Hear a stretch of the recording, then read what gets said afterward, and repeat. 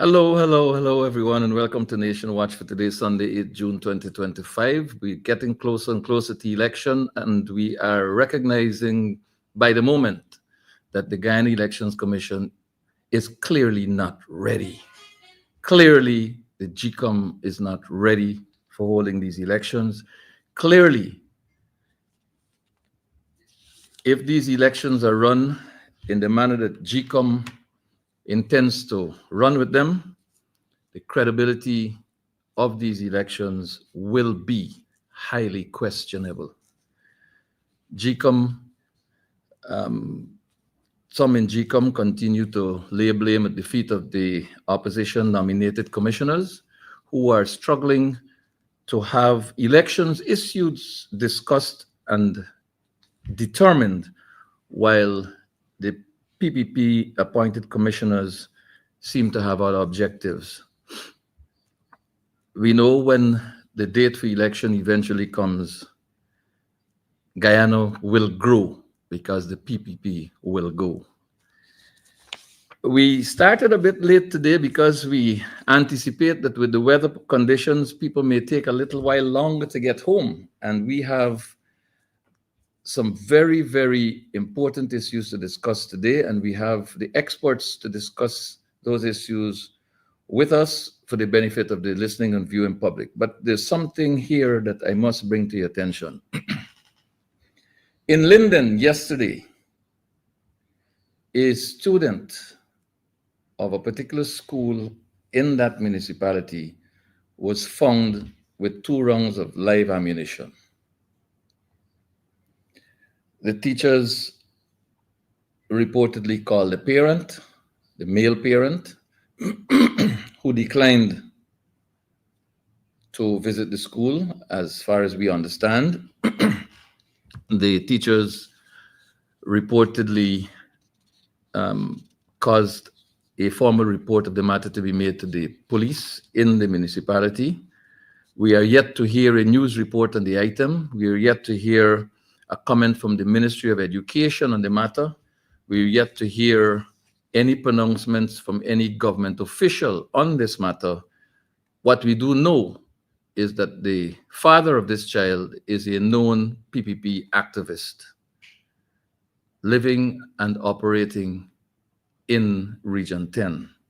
What we also know is that we have a voice recording of the same gentleman verbally abusing, using the nastiest of expletives, teachers of the same school days before. We expect that the police will make a statement on this matter shortly. We expect that the Ministry of Education will not only make a statement, but tell the nation exactly what they intend to do about this particular matter. And we expect to hear that charges are laid where appropriate for the possession of live ammunition. We know that in an amendment passed to the Firearms Act as early as maybe 2008 or somewhere around there, that to be found with a bullet or a component of a bullet or a firearm or a component of a firearm means that a person will be held without bail until perhaps good reason is presented to the court. In this case, a child is found with live ammunition. Obviously, checks will have to be made to find out if his father is a licensed firearm holder. And if he's not, whether there's an illegal firearm somewhere around the home. I believe that's where they'll have to start. We'll get advice on that as we go ahead. Second point to note, you remember Odessa Primus? I've never met you, Odessa, but I'm sure you were watching. You all remember when Odessa Primus traveled back to Guyana, reportedly involuntarily? A lot of people were anxious and excited and interested in Odessa's return and the allegations of our visa being, quote, revoked, unquote. You remember that?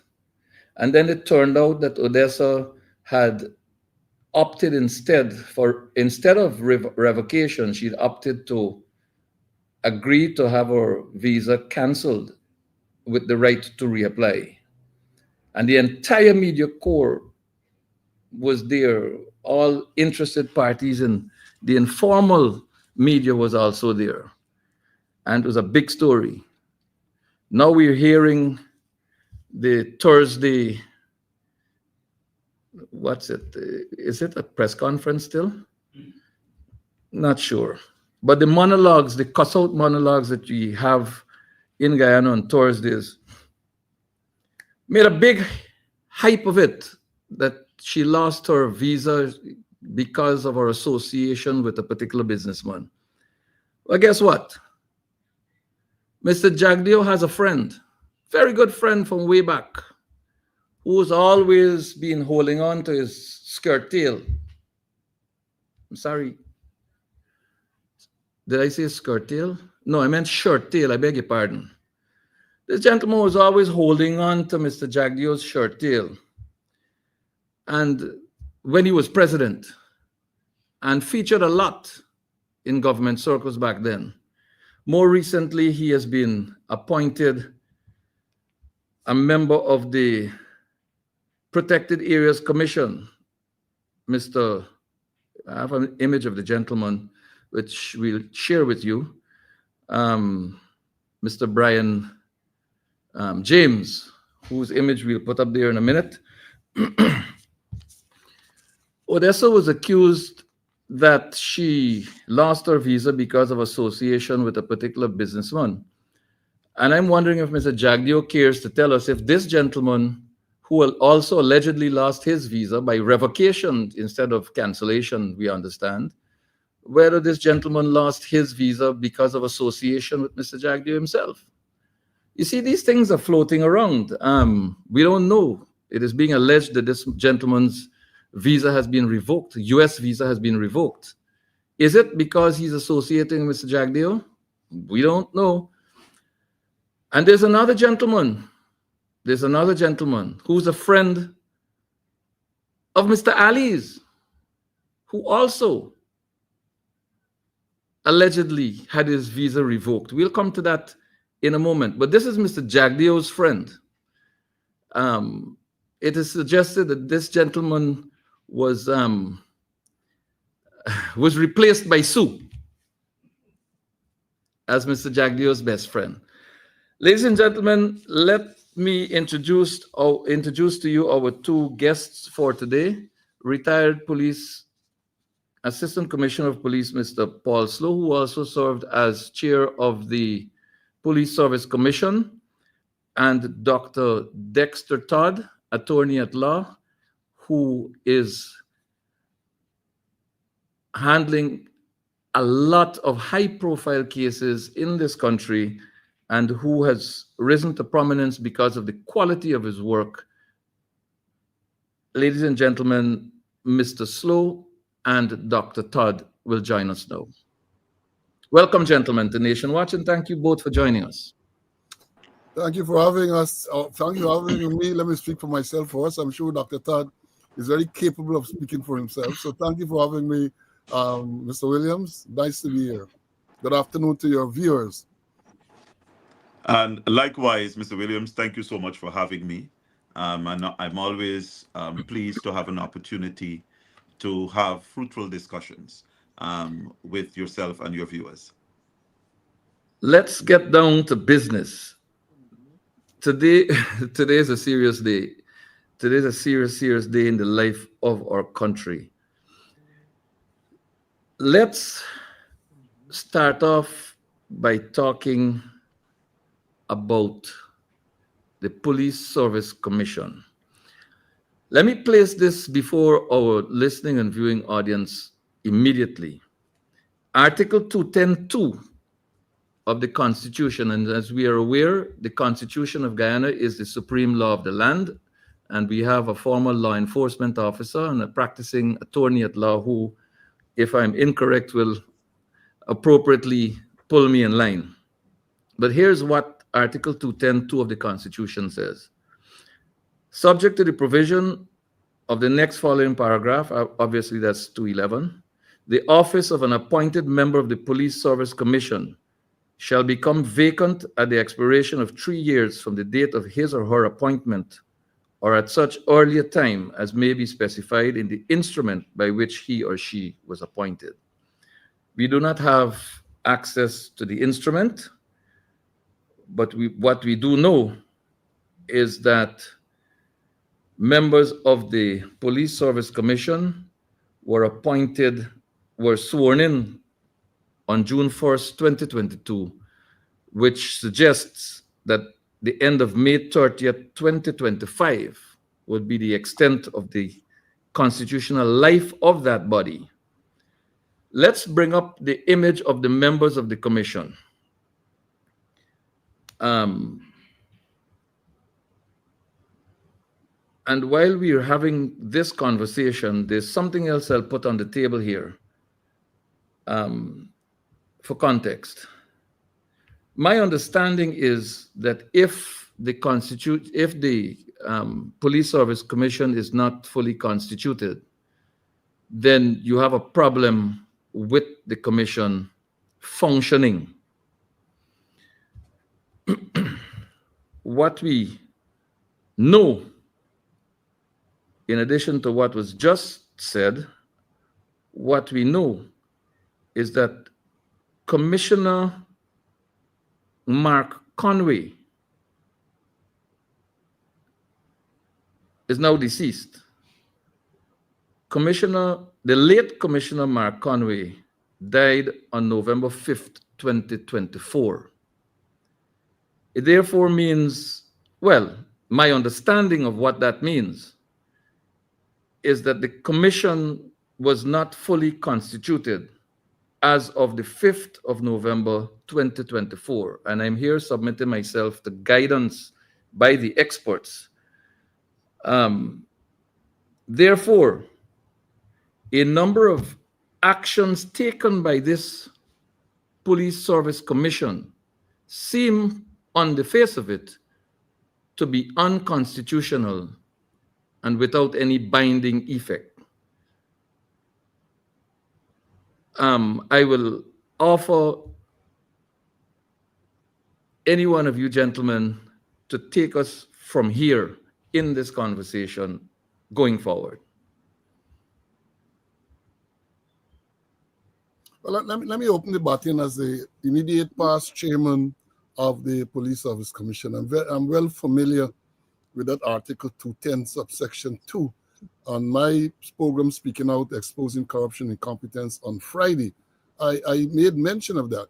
The Police Service Commission, the life of the Police Service Commission is 3 years, and it automatically ends. There's no need for any documentation from the president or whoever to say that the life has ended. The Constitution says that once you, from the date of your instrument, 3 years after, the commission ceased to exist. In my case, we were sworn in along with the other members on the 9th of August 2018, and therefore automatically on the 8th of August 2021, that commission life came to an end. And now you said that this current commission, well, let me refer to them as the previous because there's no current commission.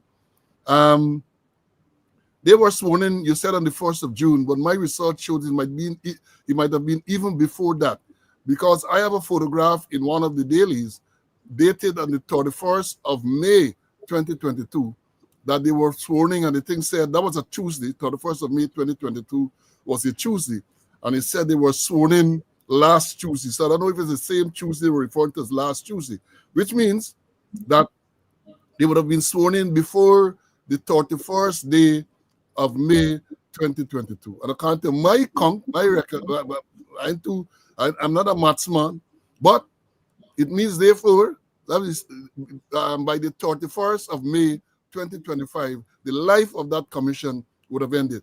And this is outside of the fact that, as you said, Mr. Conway died in November, and the question as to whether the commission could have continued to work, being not fully constituted, that is a question for the legal people. Perhaps Dr. Todd will take it up. But I am saying, based on Article 210.2, the life of the commission, this commission chaired by Patrick Finley, ended about a week or so ago.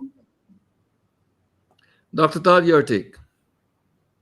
I agree. I agree with Mr. Slowe, and I think it does not need further deliberation in terms of whether the commission is or has been for the last couple of days moving forward um, properly constituted.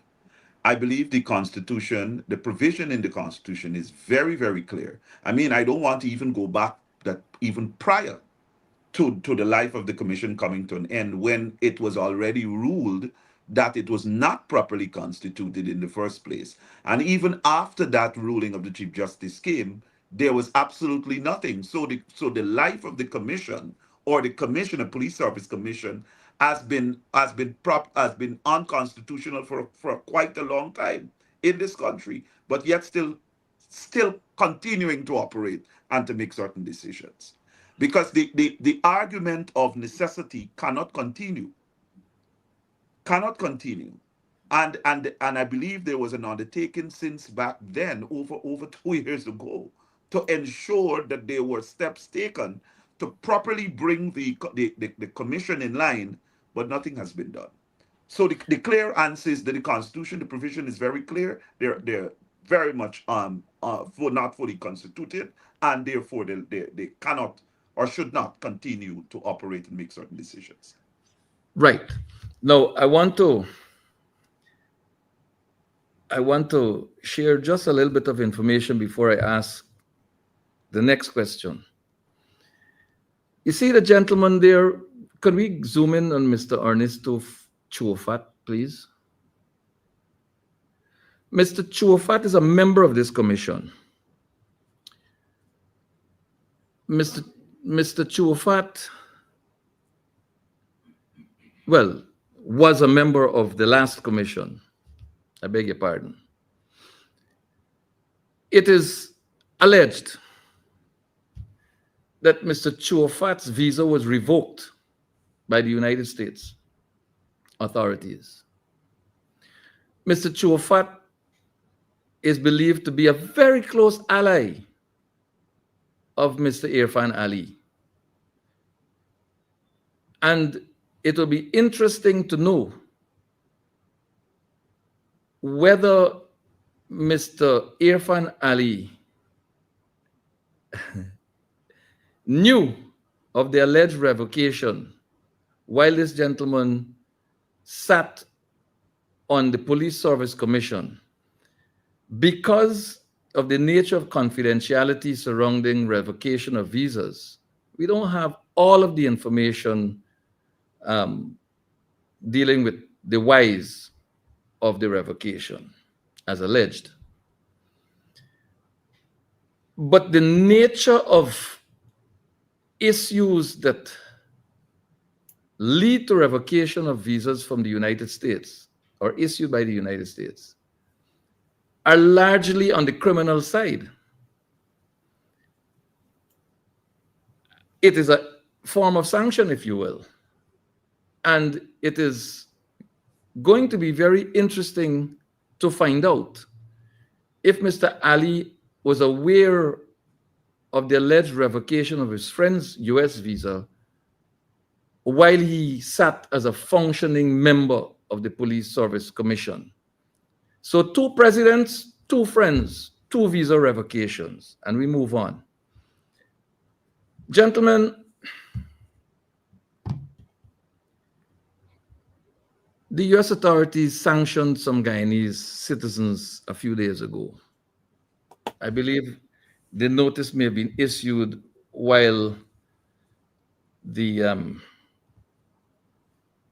monologue was taking place, and maybe a few buckets may have been lined up, but we are uncertain of that aspect of it quite now at this moment.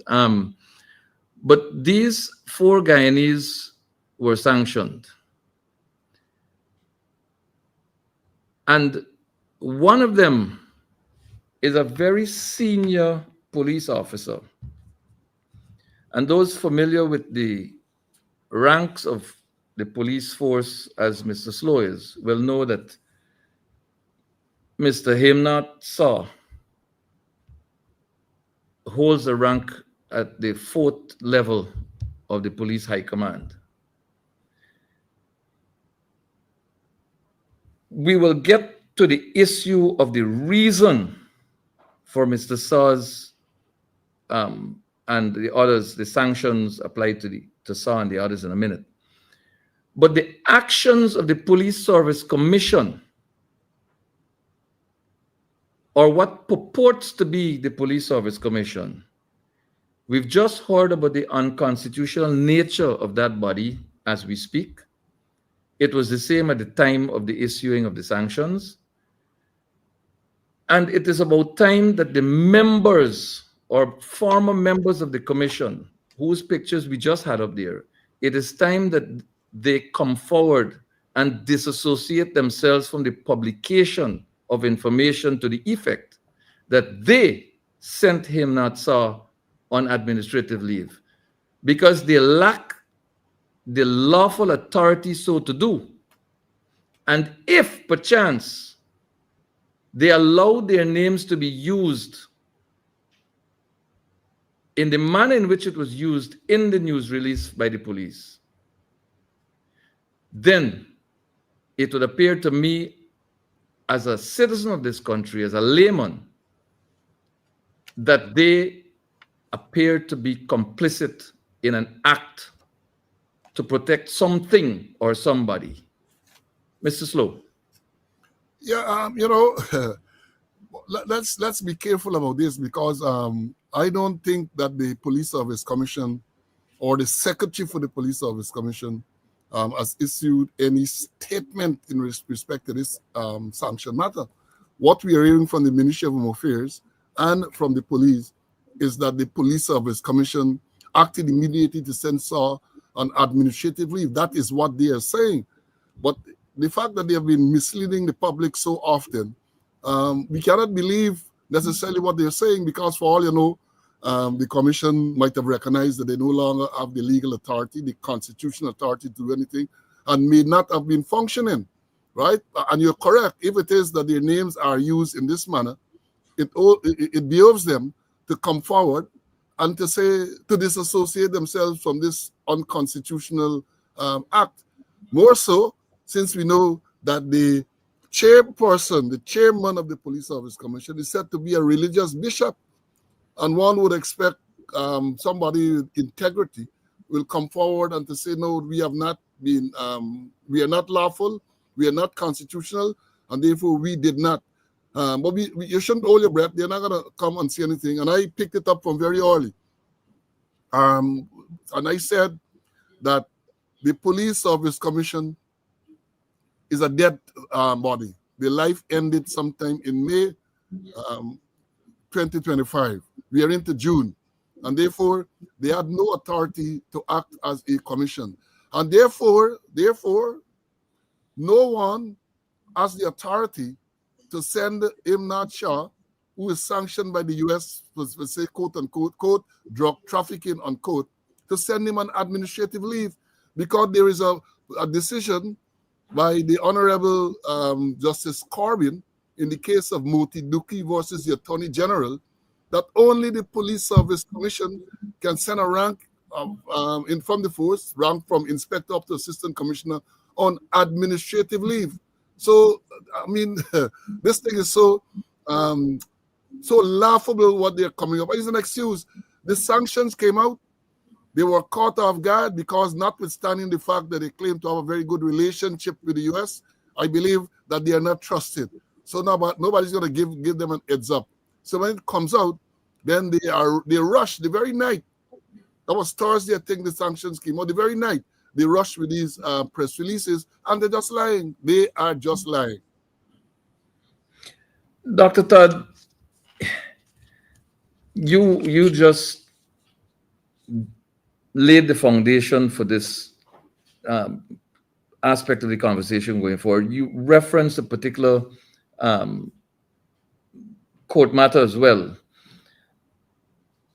What can be the consequences of the actions of a body that purports to be a constitutional commission when it acts outside of the framework of its mandate, extra-constitutional action, or what ought reasonably to be some of the consequences? Mr. Williams, you're asking me a lot of easy questions today. It is clear. I mean, again, I want to piggyback on what Mr. Slowe said.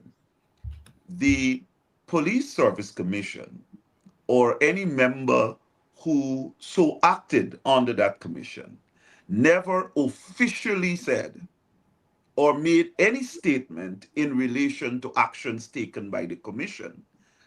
I would think that that was a deliberate act, seeing that they probably by now are aware as to the difficulties they will face, seeing that they are not a properly constituted.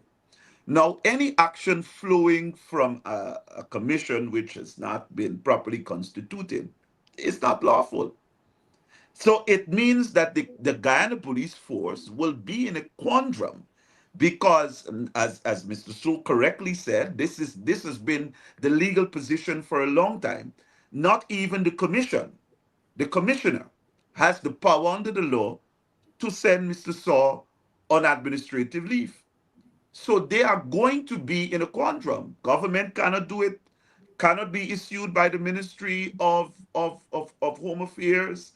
So really and truly, this entire sending on administrative leave, I don't believe that they are expecting people who understand the law to take them very seriously in this regard. It appears to me that the establishment of a civilian communications unit in the Guyana Police Force was a carefully thought out action, because it appears to me that the Guyana Police Force often and conveniently hides behind the incompetence of this might be deliberate incompetence, if there's such a thing, of this civilian unit, because it is the same civilian unit that reported that in the Adriana Young matter, the now deceased child had left the premises in a motor vehicle, clearly providing a registration number for the vehicle, a make, a model, and the colors of the vehicle, and specifics as to which direction it went in, it traveled in. And that turned out to be a blatant lie. There have been no consequences for that.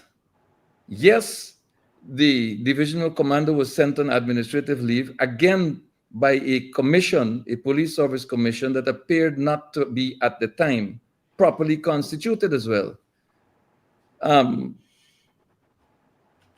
The consequences for the police force itself for misleading the public seem not to be consistent with the consequences for ordinary citizens who are accused of the same act, Mr. Slowe. Well, first I want to say that the unit, the Police Corporate Communications Unit, which came into existence a few years ago, is headed by a civilian. They have police, my understanding, they have police ranks in that unit. Relatively junior ranks, people with little policing experience. So it would appear as though the head of that unit, Mark Ramatar, he makes these releases, or at least he approves of these things. And the thing, many times it's embarrassing. I call them the propaganda unit, because what they issue is not many times police releases.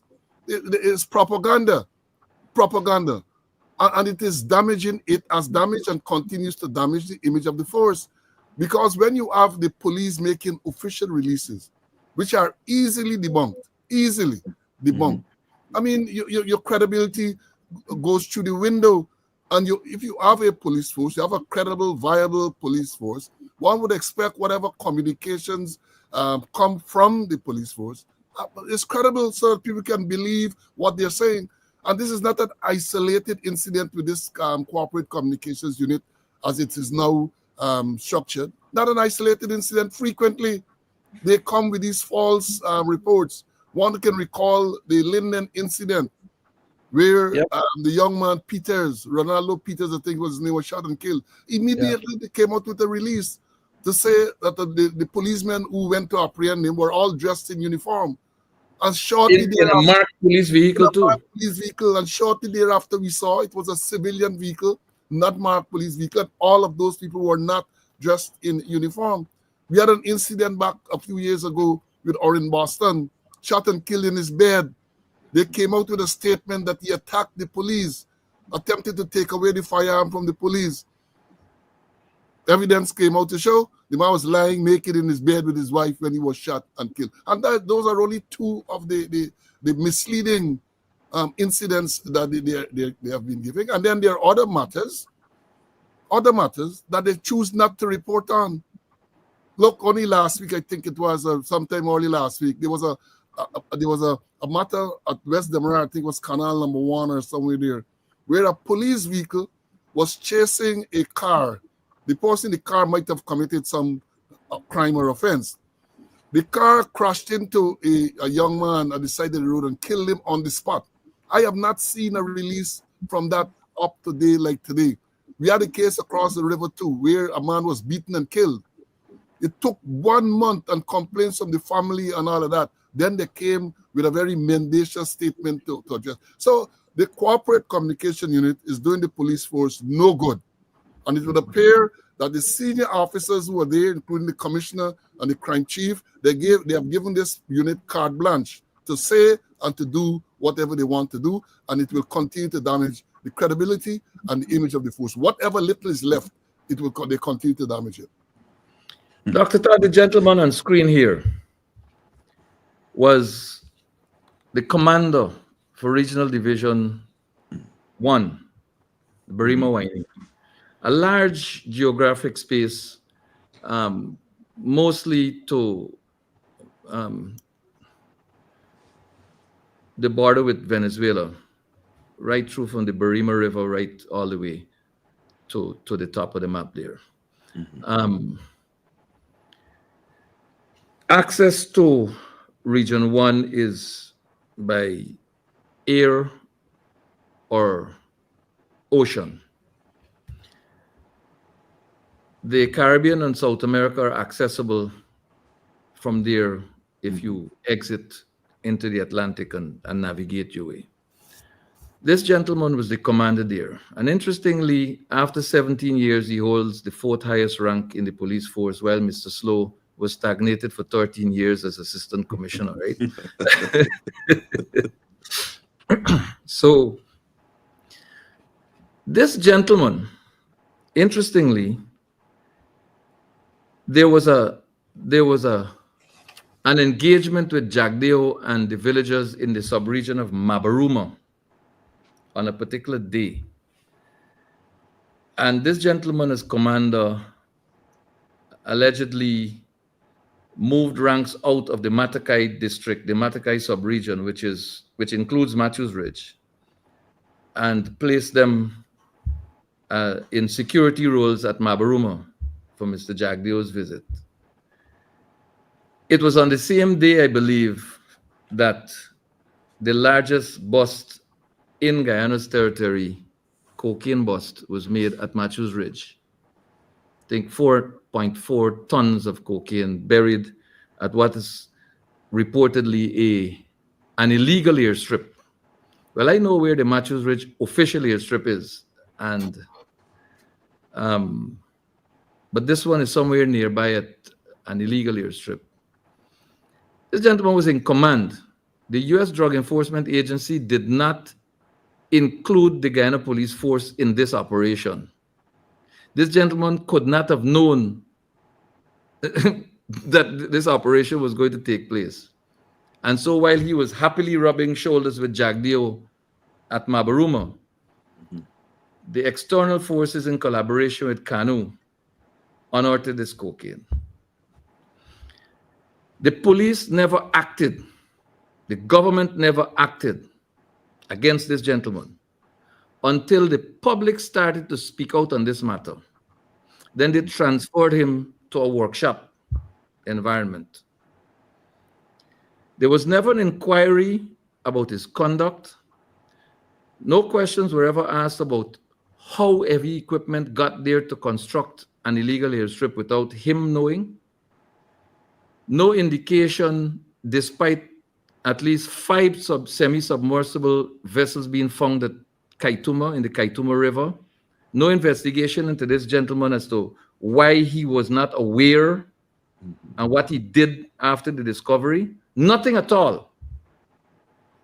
But now the government of Guyana, through the president, is telling the citizens of this country that he is asking the U.S. Embassy in Georgetown for information that can help them to investigate this man. You are a former policeman. You are an attorney at law of tremendous accomplishment. Help us to understand, if you can, Dr. Todd, what's happening here if this is not a cover-up. You see, I will start the discussion with a quote from the U.S. report. The U.S. has reported, and this has been quite some time. Now, if we go back, we would recognize that bilateral relationship between the Guyana and the United States were further strengthened in 2001 on the issue of the fight against drug trafficking. Now, if you look at the reports consistently, and this is the U.S. reports, this is not Guyana's reports, consistently there has always been a paragraph or two which deals with the concept of corruption. And so when you, and clearly they stated that corruption within the law enforcement, bribery, and other nepotism in the public sector and the political entities further complicate the fight against drug trafficking. That's not Todd's words. That's the words of from the U.S. report. Their report, which is public.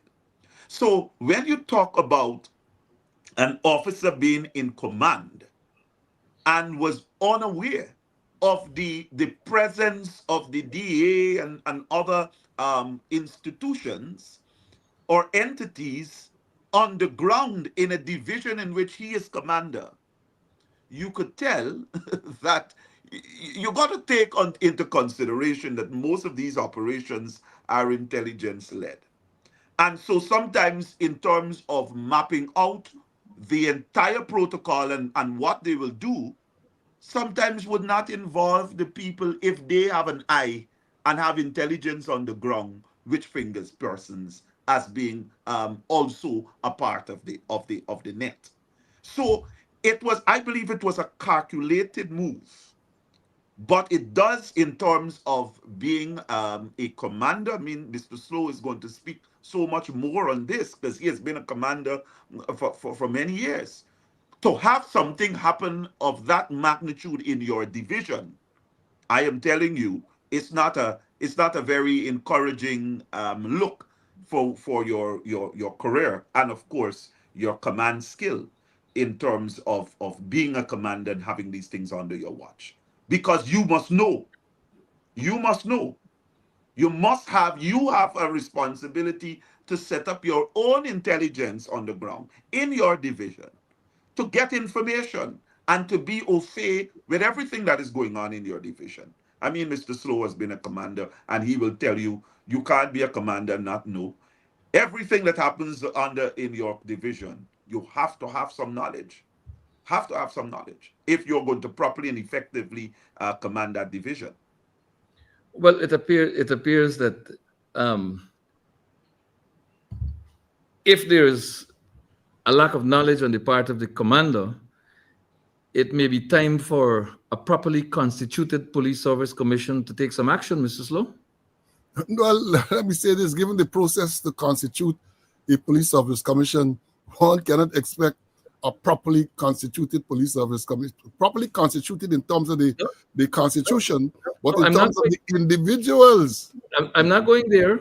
I'm saying that at the time of the discovery, well, let me say this. If it was established that the man had no knowledge, it is such an opportune time that a properly constituted service commission should have gotten into action. Yeah, well, let me say this. Let me give him some benefit. At best, he's incompetent. At best, if you are a divisional commander and this massive drug operation, because I am sure that the 4.4 tons of cocaine would not have landed there at one shipment. The evidence suggests otherwise.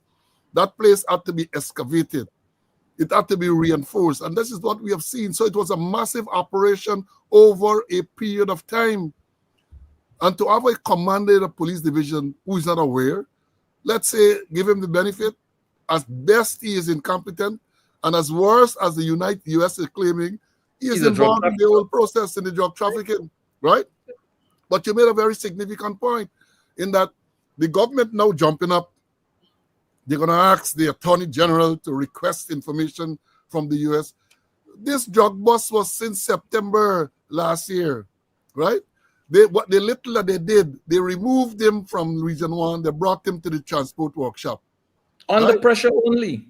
Under pressure. That should have caused them to initiate some investigation. Why are you waiting for the U.S. to tell you? The U.S. have already indicated clearly to you that they have no trust in the police force. They did not involve the police force. They did not involve the commissioner. They did not involve the crime chief. They did not involve anyone in the police force in the planning and execution of this operation. So what are you asking them for? You should have, as a matter of fact, if you really want to look at it, at that time, they should have made a request. At that time, why did you not involve the police? Because it is highly suspicious for an agency such as the DA to be involved in such an operation, which you rightly said would have been intelligence-led, to the point where they kept the police out completely. And intelligently.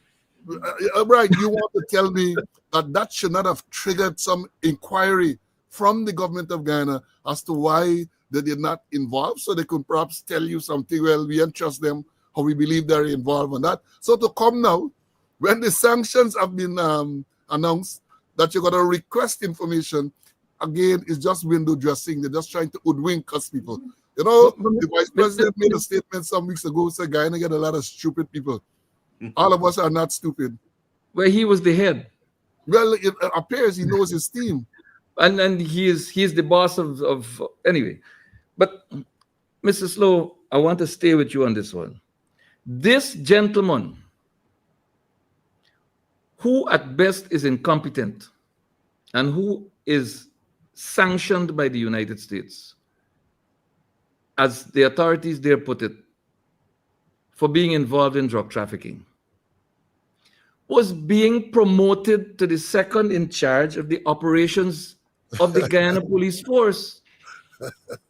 This tells the average citizen of this country that somebody higher up knows something that somebody else down at the bottom does not have knowledge of. And therefore, this man seems to have been protected.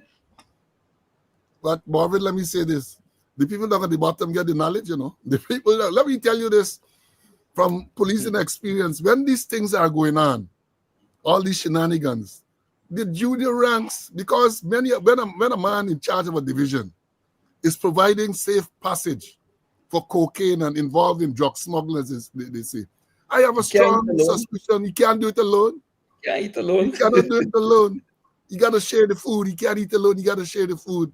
And the people who are keeping him there too, suspicion is that they too are aware, but they're keeping that person there. You know, to pick up on what Dr. Todd said in that report, I think about a few weeks ago, the United States report, the latest report on the same issue, said that the Guyana police force is the weakest link in the fight against the drug traffickers. That, I'm not paraphrasing, but that is what came out. The weakest link. Why did they not ask them for information if the U.S. authorities are going to make such a damning statement that the Guyana police force, here they weren't speaking about individuals, they're speaking about the organization being the weakest link in the fight against drug, and you did absolutely nothing. You transfer Shah from Region 1 under pressure to the transport workshop. He holds the fourth most senior rank in the Guyana police force. Because the senior rank is the commissioner, then you have deputy commissioners, assistant commissioners, and senior superintendent, a rank that he holds. Right? You transfer him to the transport workshop where he takes over from a cadet officer.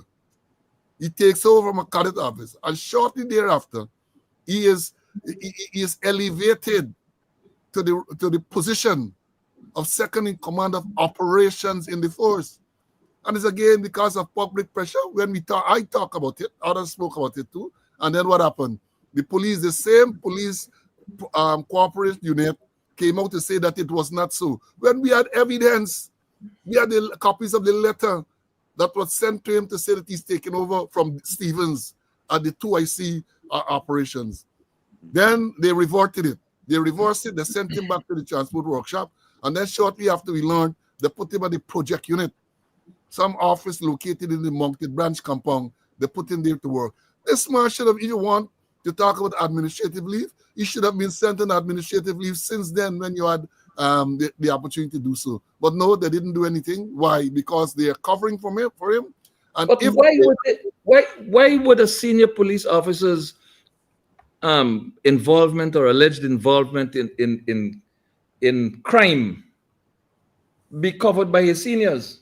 Well, one can only suspect that, well, first of all, they might be in denial. They might be in denial. And there might be some form of complicity. Because let's understand this clearly. Shaw or no other senior officer, or no other officer for that matter, can take themselves up and go to say they're in charge of a division or subdivision. It's the force administration has to send them there, right? They can't go on their own. So if you send them there, and then you hear all of these things, because long before the cocaine was found, the 4.4 tons of cocaine in September last year, and the sanction, we who have our connections in the organization, we heard a lot of things. And you know, let's before I forget, Sa is not the only one who was fingered in that thing. Remember the story? I'm researching it to talk about it tomorrow and speaking out.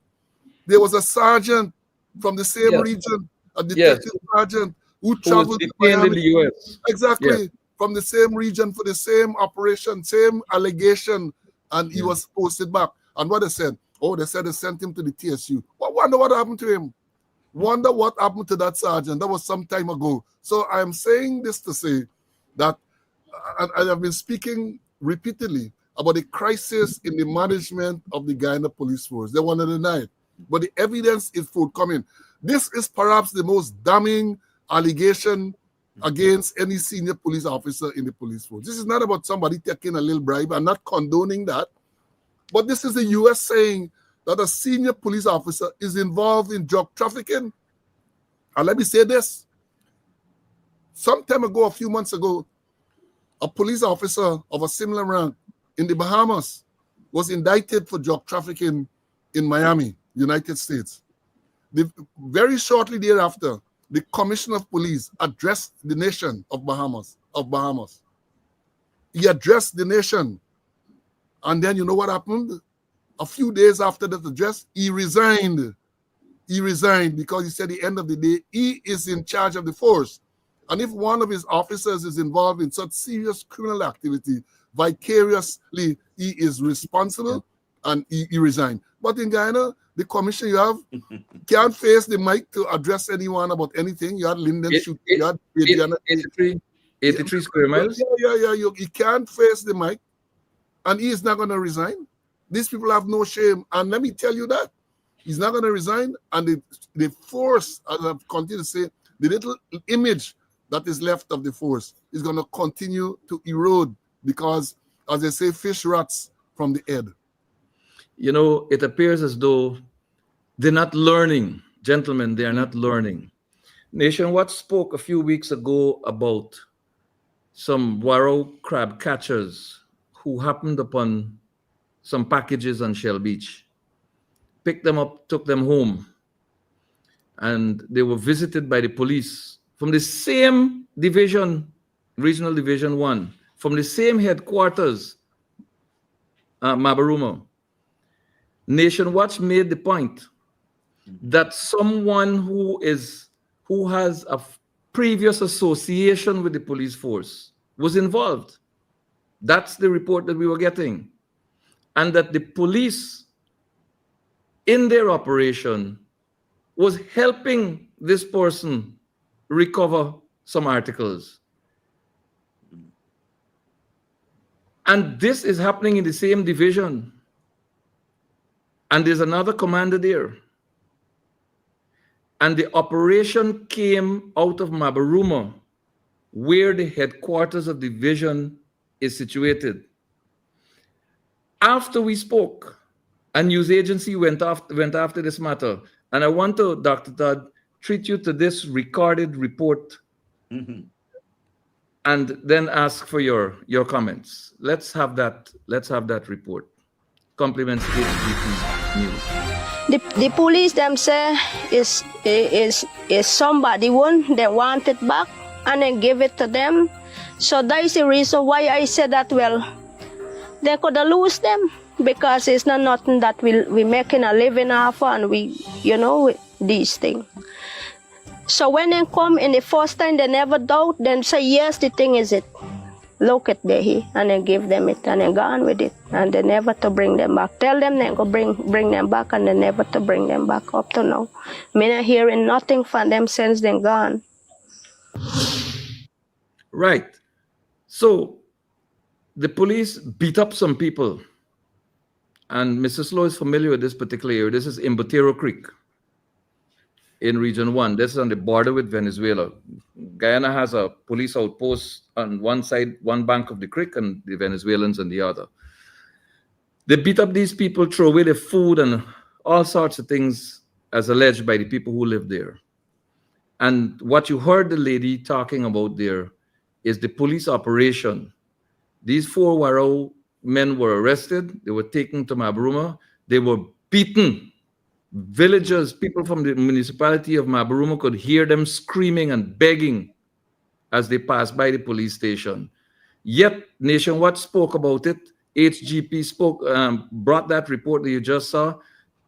Dead silence from the High Command of the police. Nation Watch called on the police complaints authority and the what is the internal affairs referred to? What is it called here? Office of Professional Responsibility to become involved in an inquiry in this place. This Nation Watch called on the president, and I call on him again to cause an investigation to be conducted into this matter.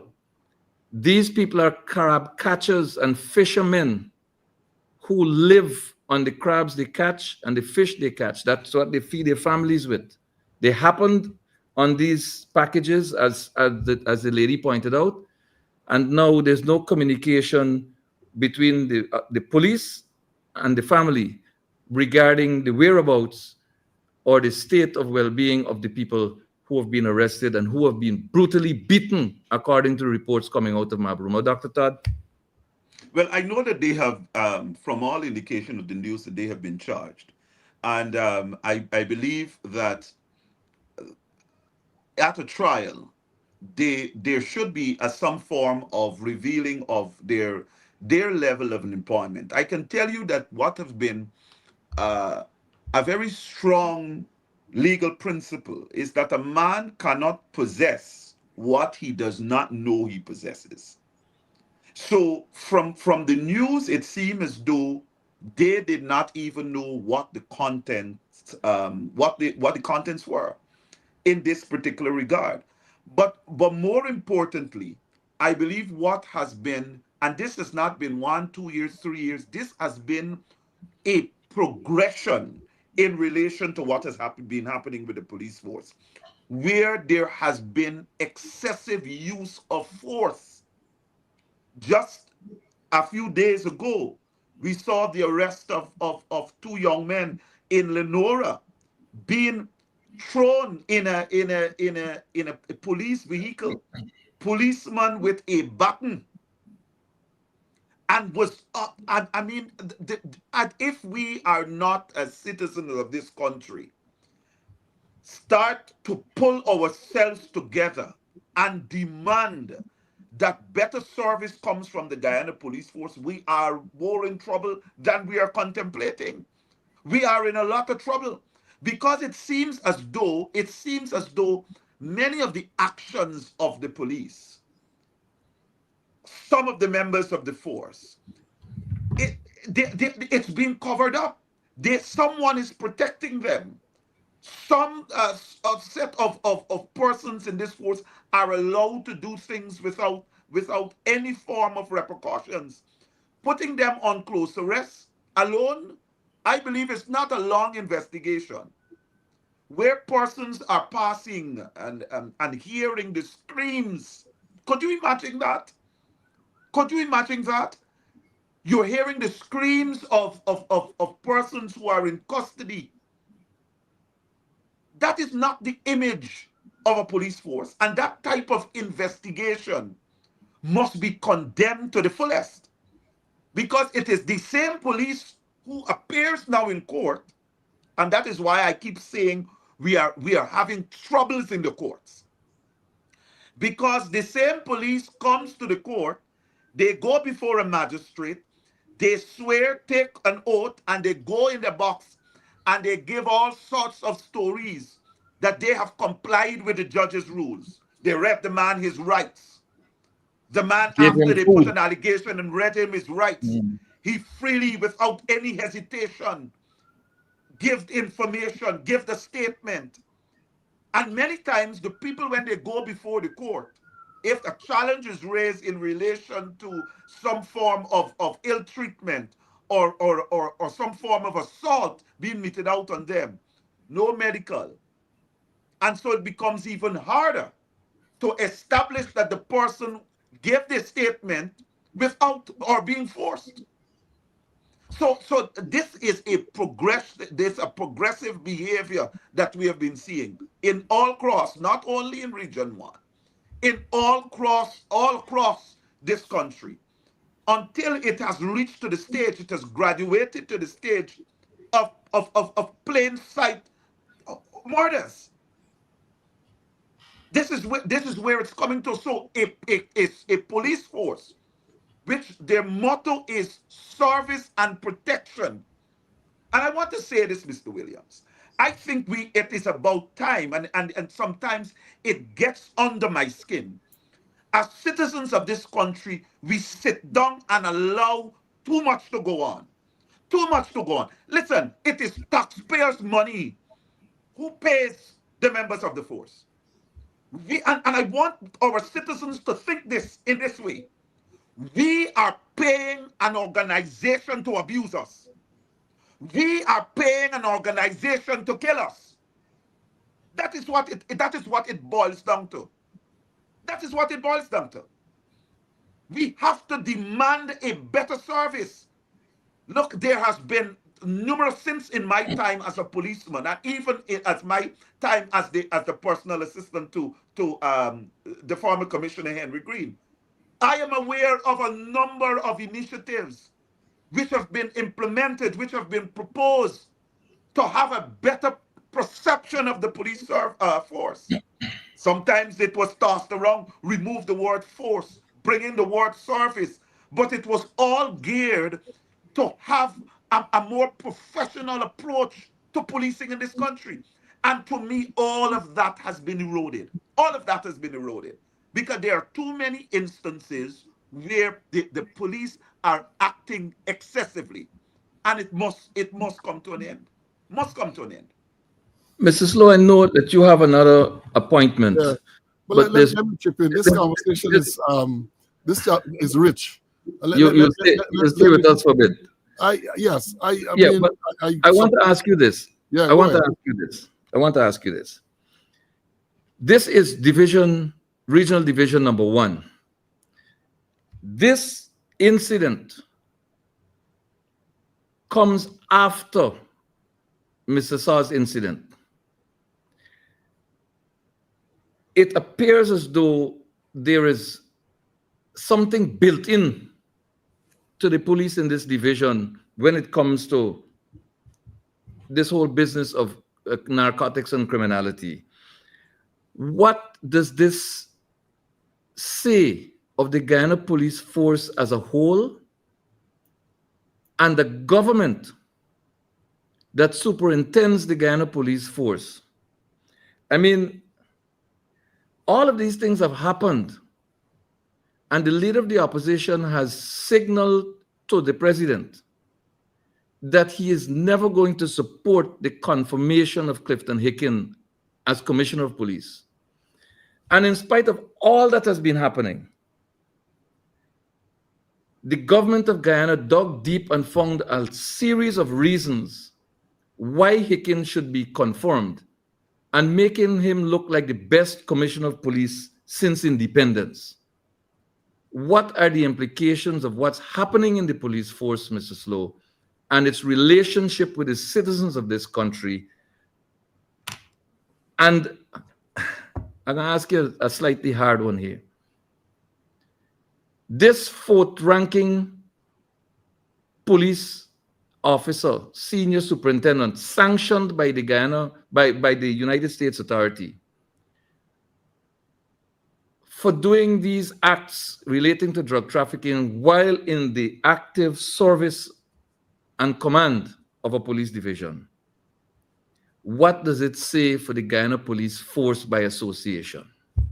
Well, let me say this. You made the point that the government, even though the leader of the opposition indicated that he's not going to support the appointment of Clifton Hicken as Commissioner of Police. Remember, he had passed the retirement age and all that. But you say they found reasons to appoint him. I disagree with that. They manufactured reasons. They did not find reasons. They manufactured reasons to have him. So I just want to have the record say. I tapped the mat 3 times, sir. Yes, okay. But they manufactured reasons. And let me say this. As Mr. Todd rightly pointed out, many initiatives have been taken over the years to make sure that policemen are held accountable, right? When I was the chairman of the Police Service Commission, I did a survey, and I discovered that one of the main problems is that the disciplinary action is not taken against ranks when they're found in contravention of the relevant laws. I did that myself. Even when matters go to the Director of Public Prosecutions for legal advice, and the DPP advises departmental charge against those persons, nothing happens. Very often, like the same matter we talk about with the Warrows, they're going to tell you OPR investigating. OPR, that overburdened unit in the police force, because everything is OPR. Same thing. They will investigate, nothing happens. Let me take it further, because I say it's a crisis of management in the police force at the senior level. And I maintain that we have honest, hardworking junior ranks and people, even some senior ranks. But if you don't, but exactly, but if they're not properly led, this is the result. And let me tell you further, don't exclude the judiciary and from blame, because many times matter get before them, and what happens? At rap on the knuckle, the commander now of Region 1, Christian Romana, he arrested the lawyer Tamika Clark for advising her client to stay, not to give a statement. He was a superintendent then. The matter went to court. The state was sued. The judge, the Chief Justice, found in favor of the state, awarded damages. Right? And what happened? The man is promoted in favor of the attorney who is now a magistrate. And what happened? The man is promoted thereafter. So there's no incentive. Well, put it this way, you get a lot of incentive to do wrong, because when you do wrong, you are going to be rewarded with promotion and other things. So we have to look at it holistically, right? Because I am saying a serious matter like that, where a senior officer at the time he held the rank of superintendent at the customs, at the special organized crime unit, he arrested an attorney because the attorney advised our client not to give a statement to the police, right? That is what a senior officer did. And then the state is sued, the state is found liable, damages are awarded to the attorney, and the man is promoted. The man is promoted. How more glaring can you get? That is the reality, because no one is held accountable. I oftentimes refers to a statement by the current Commissioner Clifton Hicken that he took $8.5 million from a businessman to finance the wedding of one of his senior ranks. He admitted that in a statement, and they did not see that even though the vice president came out publicly and said that is reprehensible and reprehensible, what happened? The man is promoted to commissioner thereafter. So what do you expect? What do you expect? It may have been reprehensible, the quantity. It may have been too little in the eyes of the vice president. For all you know, 8.5 maybe is too small an amount. Yeah. Maybe that is what he was implying. But let me say this. The problem, again, I want to repeat, is a crisis of management at the senior level. The issue with Shaw being alleged to be a drug runner, we had Mandel across the river, and running whiskey. And I'm continue to the say, whiskey runner.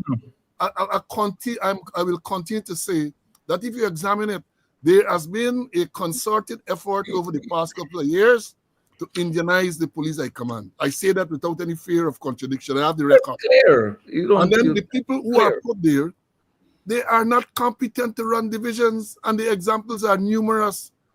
Look at again, I say the double incident. The police commander and assistant commissioner turned up at the scene the very night that the child was reported missing and did not know what appropriate action to be taken.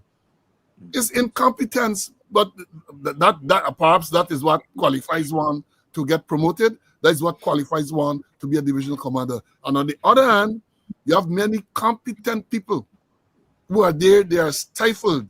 They are not given promotion. And before I close this part, let me say this. The force is a demoralized organization. The force is demoralized. People are ashamed to be associated. I get calls, I get text messages. People are asking me about the process to resign. Some people with lots of service, right? They want to leave the force. Some of them don't want to. They get 10, 12 years service, and they're seeking a way where they can leave and still get some type of benefit. They are exploring all of that. If they want to doubt us, let them say tomorrow that they're going to give, let's say, ranks who about 10 years or more service, the option to resign with some type of gratuity or something like that. The force can be almost empty. Just tell them a change. Just tell them a change is coming. Yeah, well, yes, I know. September 1. I know that they had a big cleanup operation this morning, and I say it's really sad. It's really sad to see the police out cleaning the seawall. Which is interesting, Mr. Slowe. Yeah. Interesting because they're not cleaning the police stables. Exactly. That's what they're cleaning at the class. They're cleaning us to start with the police stables, and I'm not talking about the stables at the Mountain Branch. I'm talking I'm not talking about that. That is where the cleaning up has to start. Yeah. That is where it has to start. But you're cleaning the road of all feces and all this type of thing, and you get more than that in the very, very organization. So, what do you expect? Dr. Todd, relationships. The government of Guyana, Ministry of Home Affairs, Commissioner of Police. Well, we leave out the Police Service Commission because they don't exist at the moment.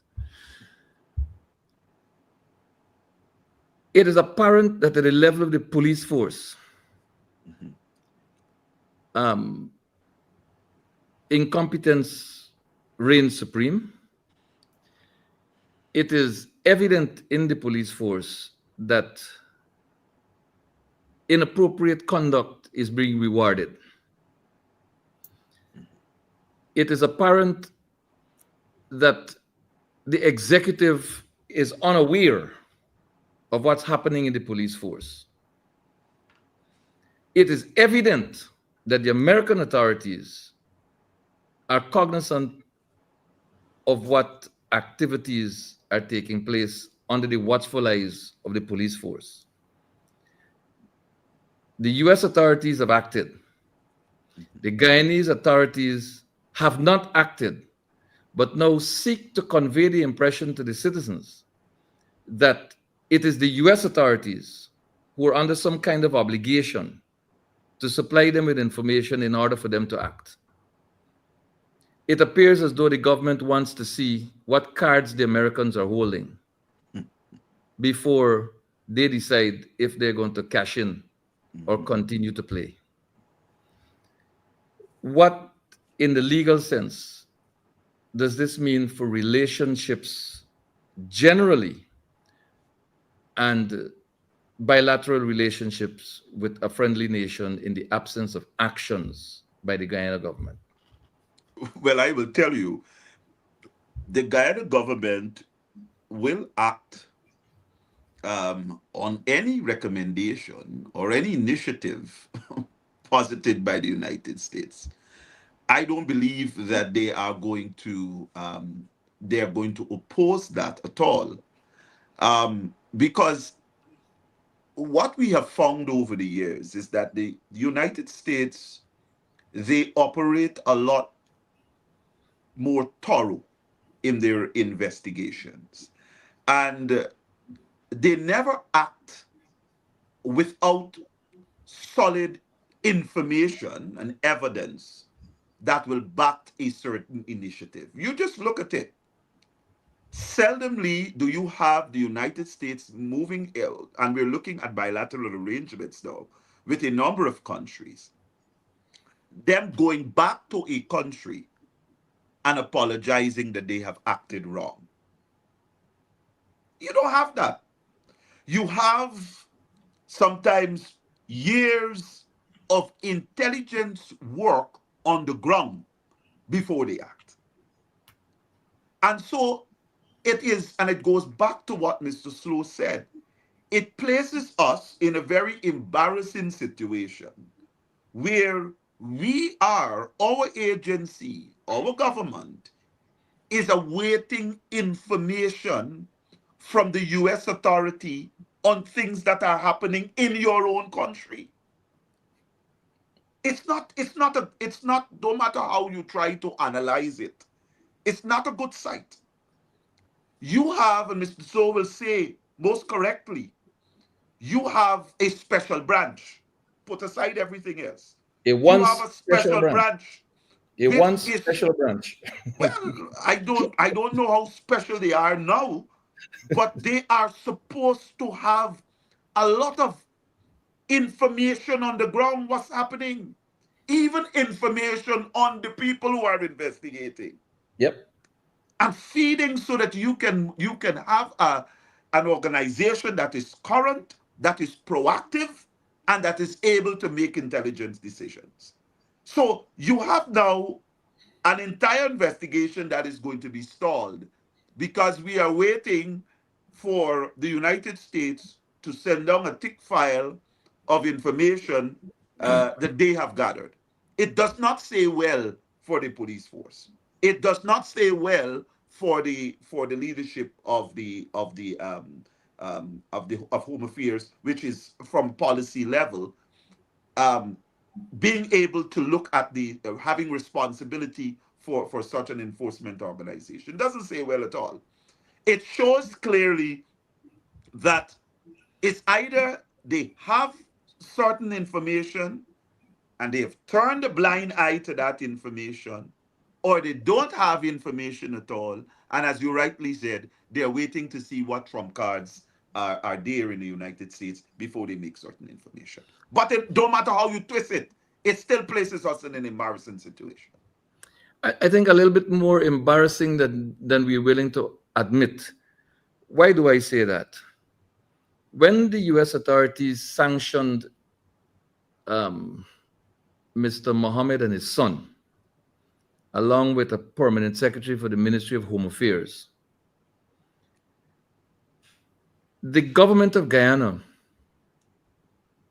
said that they had no information on what led to the family members being sanctioned, and that they were going to ask the US authorities.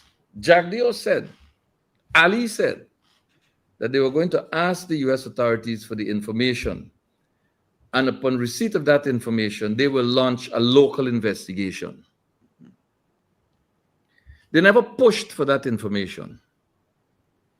The permanent secretary at the time was an elected member of the Central Committee of the People's Progressive Party. That close to home politically. The family in question provided transportation and protection for Ali when he became president, and just before and just after. That's from the horse's mouth. no attempts were made to get this information from the US.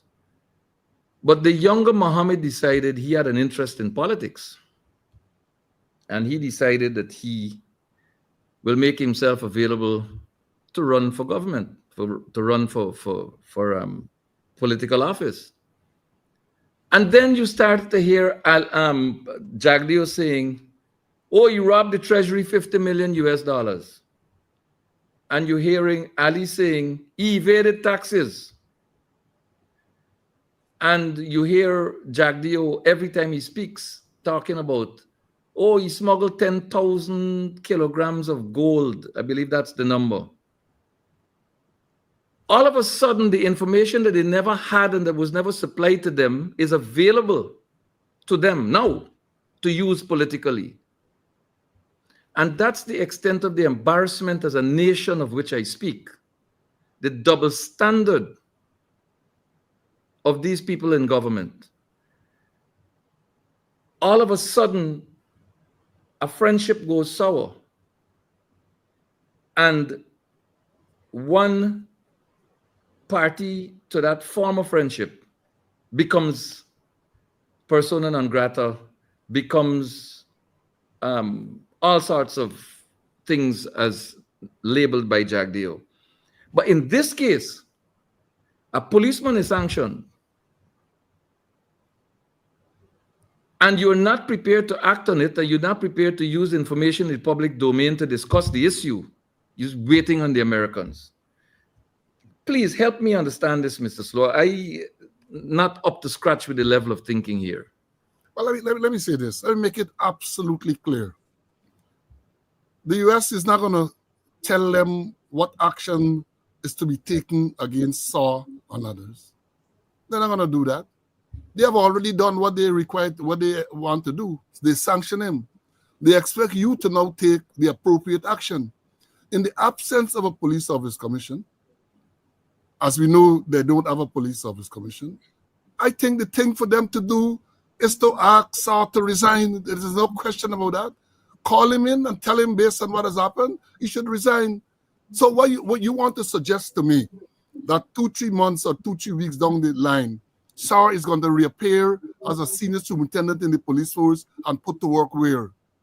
Because right now they talk about administrative leave, which according to what we say is a misnomer. There's no administrative leave because there's no police service commission, and the law on that is clear. So they might park up, getting his salary and allowances and so on. You have to cut loose. That is what you have to do. You can't dismiss him because that will be unlawful. Only the police service commission can do that. So I am not advocating for any violation of his rights, right? But I'm saying he should be called and quietly told, well, buddy, you got to go home, you got to resign. That should be the correct thing to do. But you're going to hear, suddenly they're going to remember that the Constitution provides what they call a provision which says that you're innocent until proven guilty. They're going to suddenly remember that. They're going to suddenly remember a provision of innocence, that they're innocent, right? They're going to remember that. But there are so many other recent cases where they did not remember that. But in this particular case, they might suddenly remember there's a presumption of innocence. But presumption of innocence or not, right? You cannot have, and I maintain this, right? Unless you want to question the U.S., the integrity of the U.S. agencies that sanction him, you cannot have a police officer who has been accused by the most powerful nation in the world with perhaps the best intelligence gathering apparatus of being involved in drug smuggling to remain in the police force. Because remember, as we speak here now, he's still a member of the force. Yes. He's still a member of the force. And so how are you going to go on from there? It's a simple thing. Ask him to go away. Get him to resign. Building on what you just said, Mr. Slowe, Dr. Todd, if we are to go by what Jagdeo has been saying, for the purposes of this conversation, all who associated with Mohammed can get a visa pull. All who associated with Mohammed can get sanctioned. Transfer that thinking into the Guyana police force. The commission, everybody should get sanctioned. If if you use the same reasoning, if you had to use that same reasoning, the commissioner of police, all the senior officers, because this man would have been sitting in what they call at the senior executive level, all the policemen who work with him, that's what they suggested. I mean, this thing is ludicrous. When you listen to them, they speak. And I have said repeatedly, I like when they talk and I like when they write, because then you can analyze it to see how foolish they are. Because if you were to use that, they've got so far to say, Odessa, you're tired of thing early. Our visa was, she wasn't allowed to enter the States because of her association with the Mohammedans. So what happened now? You got to see the police officer, Emnat Sar, senior superintendent of police, right? Senior superintendent, get accused of drug smuggling. He has been interacting, no doubt, with the commissioner of police, with the man in operation, because in the line of command, he's expected to report to those persons almost daily. So there has been this type of interaction. So I guess all of them got to face sanctions as well. And then, one sec, Dr. Todd. In addition, at the level of the executive, they have failed to put in place a functioning and properly constituted police service commission. Therefore, they are unable to act in a lawful manner, treating with this particular officer. There's some level of transfer of the same thought process to the executive here, and I believe Mr. Jagdew is part of that executive. All of them. All are based, and we're using their reasoning, This is not something that we are coming up with. We are saying that if we were to extrapolate from what they're saying, then all of these people should be sanctioned. They might even want to go back to see who promoted him, because he was promoted not so long ago. I think it was this year. The man was promoted. So you got to see who made recommendation. That is what they are. So if you want to follow the line of their argument, that is what they're suggesting. That is what they're suggesting. Again, I say, I am giving them free advice. I'm not a liar. I'm a former senior police officer, former chair of the Police Service Commission. Maybe they want to go to legal advice. Forget about the advice that the Attorney General will give them, because he has misled them on numerous occasions. Maybe they want to get some advice from Dr. Todd. Ask the man to resign, to save face, and then you can say, well, you've called on him to resign, and he has accepted. And therefore, but don't come and tell us that you're requesting information from the U.S. What do you expect them to tell you? They've already said that the man is involved in drug smuggling. And, lest we forget, this is a link with Colombians, 2 Colombians are also sanctioned. Don't forget that. I stayed away from that for a little bit so we could deal with the kind of police force. Well, yeah, and the government together. It's said to be in collusion with the Colombians to smuggle drugs. And if you read the release from the Treasury Department, they detail all the arrangement with submarine and all these type of things, and the man doing. And you want to suggest to me that in a few weeks or a few months' time, this man can be back in uniform, put to command some police division, or continue to draw salary? Man, no, get out of the area. Or turn up at the court fully attired and a certain other man, yes. Dr. Todd, go right ahead, sir. No, I just wanted to see that association has to be clearly defined. Now, U.S. sanctions are very, especially when it's a sanction coming from OFAC, it's a very serious sanction. And now these sanctions by itself prohibits automatically all U.S. citizens, all permanent residents, holders. That's one category of dealing with any person who is sanctioned. And when we talk about dealing with them, I think we need to be clear, having any type of economical relations with those persons, meaning you continue to transact business, etc., with them, or you are facilitating them in the same capacity in which they were sanctioned from.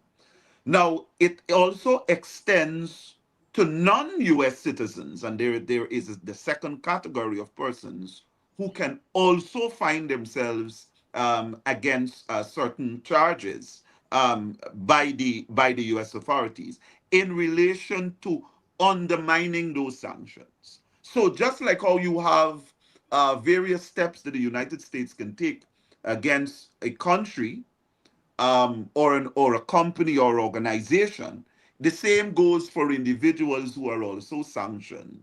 You cannot, it is not business as usual and in plain sight. And so you can't find innovative ways or persons who are going to facilitate the comfort and continued operations of individuals who are sanctioned. Then now you move into the realm of being a person of interest, which undermines or which affects the enforcement of that sanction, and that in itself is a criminal charge under the law. You can also be have a civil suit for interfering or undermining those sanctionees. All right, you can also have a civil suit in relation to that. So this thing about association, one has to be very clear with it. It can't just be because I'm your friend and I knew you for many years, and because of the fact that you're sanctioned, then I just drop all tools. I think it is, and I think the ambassador, the Yes. honorable ambassador, was very clear on that. Yeah. That this myopic type of thinking in terms of association, we have to do away with it, and we have to see persons who Yeah. are involved in trying to facilitate the continued operations of persons who are sanctioned. That undermines it. Yeah, I think we clear on that, but I was just trying to import Jagdio's version of logic, Mhm. the illogical version of logic, um, into the conversation, because that's what he tries to put out there Portray. to frighten Yes, yes. citizens and to That forward that his has no propaganda. that has no proper legal standing.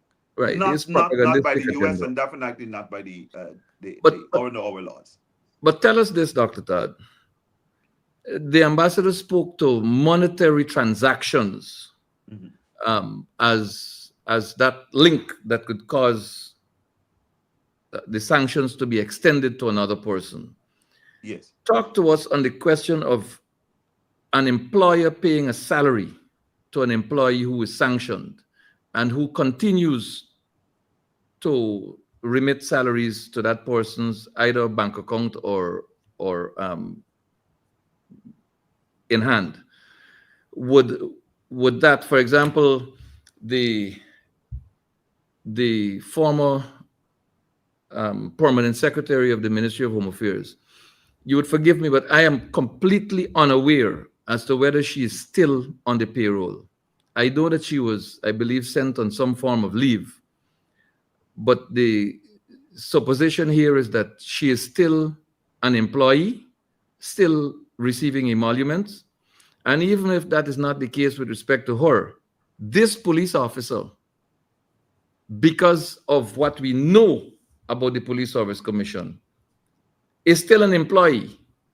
And being an employee still comes with some entitlements, including remuneration. The consequences of the employer paying the sanctioned employee and maintaining that financial relationship.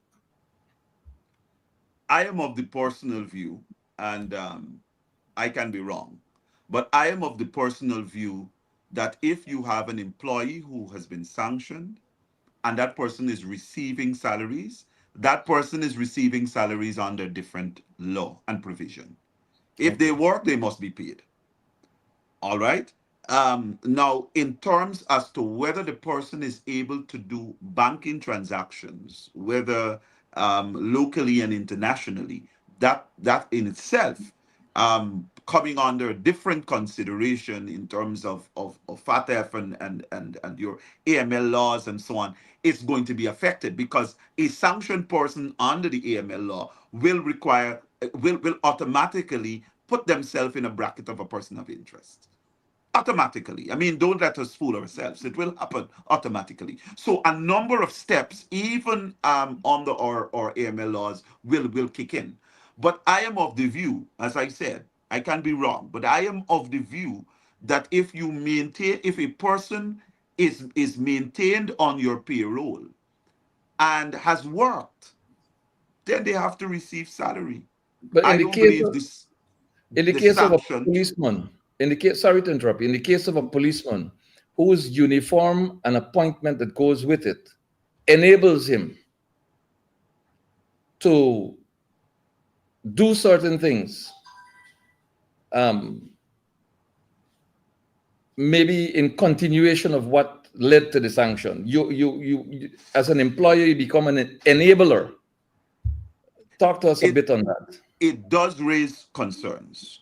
It does raise very, very serious concerns in relation to where the person is in a responsibility as a commander, or has responsibility for certain duties that will involve movements and will involve protection.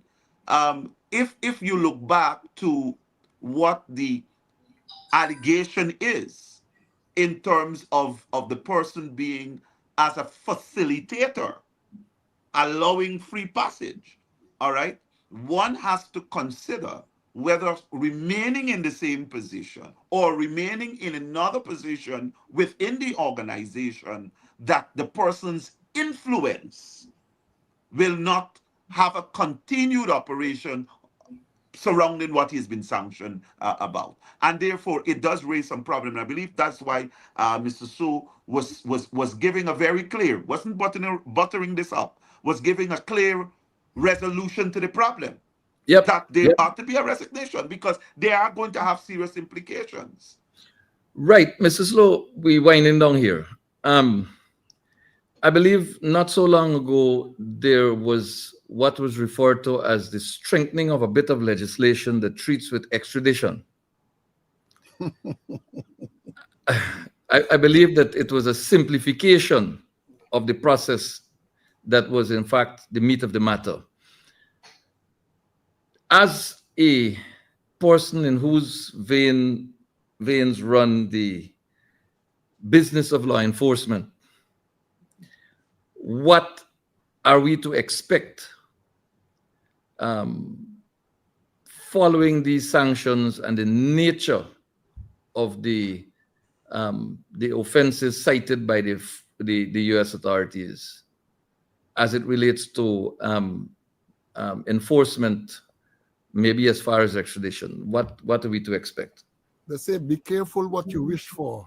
You know, I said it when it come. Be careful what you wish for. Well, let me say this. Based on my knowledge, is that they're not gonna request extradition based on the sanction. But right. For all you know, they might have had evidence of criminal activity, and if they have evidence of criminal activity, then they are likely to file charges in the United States. Because remember, we talk about drug trafficking to the United States and other places. So therefore, I suspect that the United States would have jurisdiction to deal with such a matter. And if they have jurisdiction, we might very well hear about indictment on seal indictments. And once indictments are on seal, then the next step might very well be for international arrest warrants, in extradition. And as I said, the process has been simplified. And I said, be careful what you wish for, because at the time when they were singing about this extradition, my suspicion is that they were targeting certain social media influencers, right? Yes. That is what I believe, that they were targeting certain social media influencers. But the thing is wide, all-encompassing. So therefore, again, we say sanction. We don't know if this is the beginning of a process. It might very well be the beginning of a process, which might end up with indictments being on seal. They might very well have indictments already being on seal. Extradition process commencing. Let's wait and see. We shall see. But again, I close by saying, be careful what you wish for. Dr. Todd. You know, it was said that when in government, shape legislations that you can live with when in opposition. If you ask me for my closing, I will say the same thing. Be careful what you wish for. Gentlemen, it has been a pleasure and an honor having you on Nation Watch again. Thank you for your insights and your deep knowledge into the subject that we discussed. And I believe I speak for all of our viewers and listeners across Guyana and beyond our borders when I say thank you very much. You have been exceptionally informative in this conversation. Ladies and gentlemen, that's all we have time for today on Nation Watch. Well, before I go, I must remind you that in the words of the leader of the parliamentary opposition, leader of the People's National Congress Reform, for Guyana to grow, the PPP must go. Until we meet again, God bless.